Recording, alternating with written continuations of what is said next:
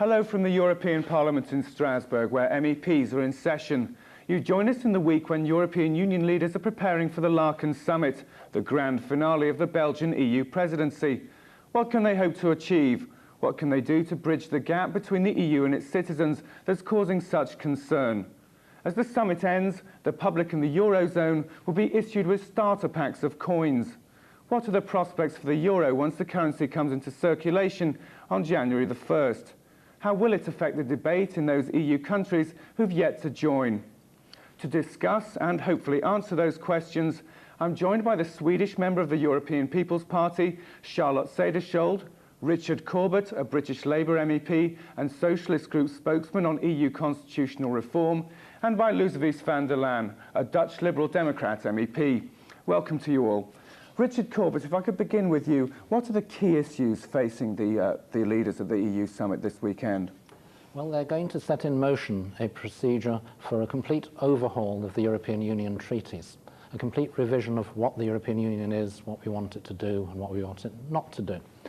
Interestingly, instead of the usual way of preparing amendments to the treaties, which is with a small group of foreign ministry officials who beaver away behind closed doors for a year or so and present the results to the ministers, they're going to set up a constitutional convention that will meet in public and will be composed of 2 members of each national parliament, 16 or so members of the European Parliament, and a representative of each government and of the Commission, which will deliberate in public and come up with answers to what's wrong with the EU, where is it working well, where is it not working well, where can it be improved. Charlotte Cederschiöld, what are you looking for from the convention? What would you like to see come out of it? I think simplifications of the treaties, of course. People must understand what this is about. They don't for the time being. The treaties are too difficult. They don't understand what's happening, and it can't go on like that. Decisions cannot for the future be taken behind closed doors. People don't know what's happening there, and all of a sudden national parliamentarians are set with a fait accompli, more or less.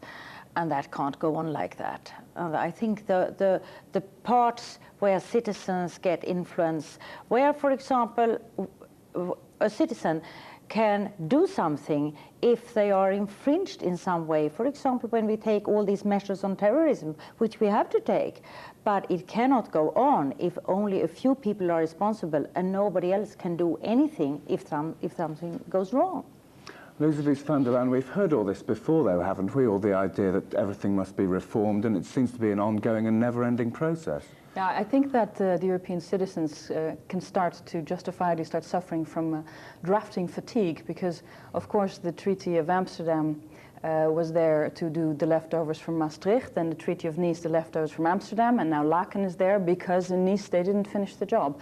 And I think it's time that either we get it right once and for all, or we just start to work with what we have. And I'm afraid that in Laeken, they won't actually have the vision to say, now let's do it right once and for all, to tackle the really fundamental things, like reforming the common agricultural policy, looking at how we're going to be financing the enlargement, and all these kind of issues. They're going to be pushed further into the future again, and we're not going to really be facing up to the challenges. And I think these are the kind of things why people are starting to shrug their shoulders at Europe, why the Irish have rejected the Treaty of Nice. Well, that's something I want to talk about later on, certainly. And we need to look at, I mean, I think it's good that we're going to be doing it more open this time, but we also need to make sure the substance is right so that we can win back the hearts of the Europeans. Richard Corbett, are we going to see a summit of substance, or are we going to win back the hearts of Europeans?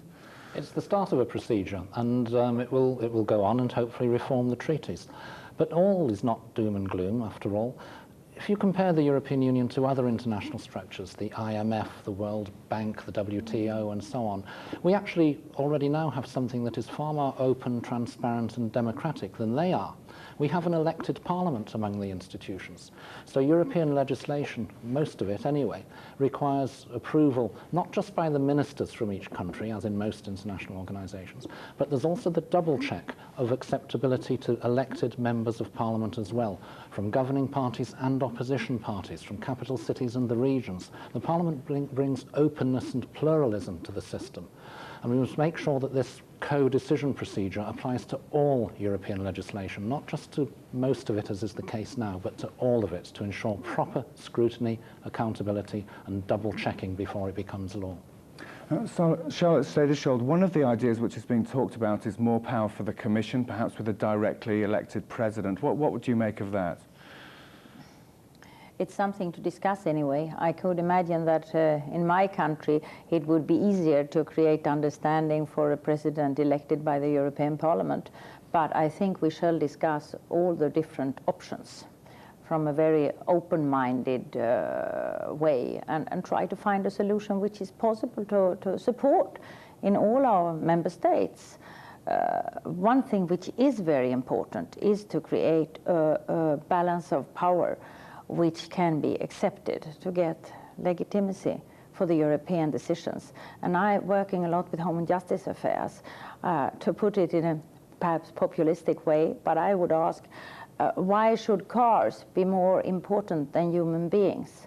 And that is, in a way, supporting what Mr. Corbett said, because all these things we have to do in Home and Justice Affairs the decisions cannot be taken in the way they are when we have more democracy, when we take decisions on cars or any capital things. But human beings, there we have no real democracy at all. And people cannot even look into how the decisions really are taken, and that's not a good situation. And staying in the field of justice and home affairs, we saw that ministers failed to agree on the plans for EU-wide arrest warrants last week. What sort of signal do you think that sends out when the EU is supposed to be showing that it's doing all it can to fight the new threat of terrorism? It's a good thing that we do. We have to do. And it shows to citizens the threats. It has been rather difficult for us to explain the threats we meet in the future. And all of a sudden, everybody sees what it is about. This was of course, more than anybody could have imagined.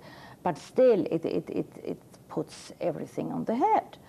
And all of us realize that we have to take measures.